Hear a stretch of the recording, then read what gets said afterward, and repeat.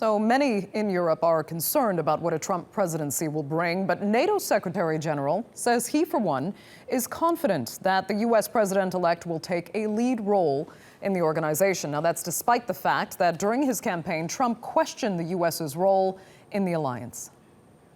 I'm absolutely confident that President Trump will maintain American leadership in the alliance and will maintain a strong U.S. commitment to European security. That's important for Europe, but it's also important for the United States, because strong NATO is also important for the United States, as we have seen for decades. Two world wars and the Cold War taught us that NATO is important for the stability in Europe, but stability in Europe is also important for the United States. Well, Dana Lewis has been following that briefing from London, and he joins us now live. Hi, Dana.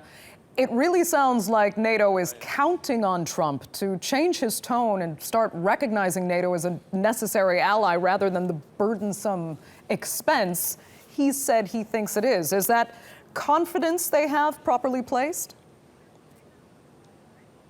Well, that's a very good question. I wouldn't say that Jens Stoltenberg, the Secretary General, sounded very confident. I mean, but certainly, from my point of view, after listening to his entire speech, it almost seemed like he was giving the Trump transition team a little bit of a history lesson there this morning, not only in the soundbite that you played, but over and over again. He noted that today is 100 years since the last Battle of the Somme, the last battle of World War I was fought. He talked about security risks with Russia, not only in the east, but in the south of Europe, over Syria. He talked about the Cold War, about World War II, and he, again, over and over hammered the point that the American security depends on European security and vice versa. And he said that together they are strong, and NATO is so important as the linchpin of security for both continents. Now, he also, referring to President-elect Trump, who said during his campaign that NATO was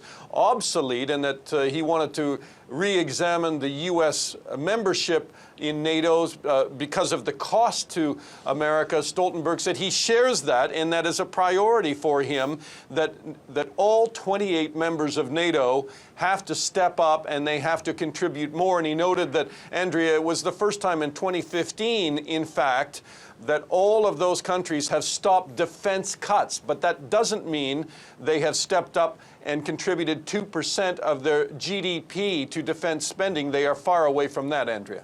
Okay, well, it seems for better or for worse, some changes are to come with the NATO-U.S. relationship. So, Dana, on another front, though, there have been reports now of some Turkish troops posted to NATO now claiming asylum. First of all, why are they claiming asylum, and what has NATO had to say about that?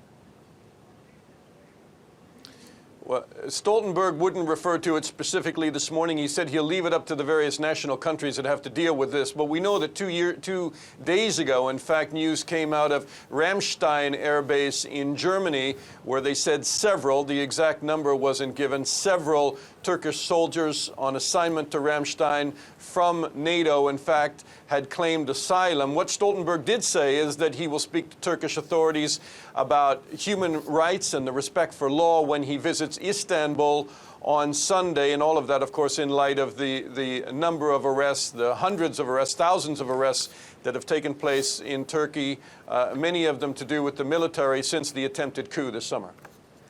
Okay, Dana Lewis, thanks so much for joining us there from London.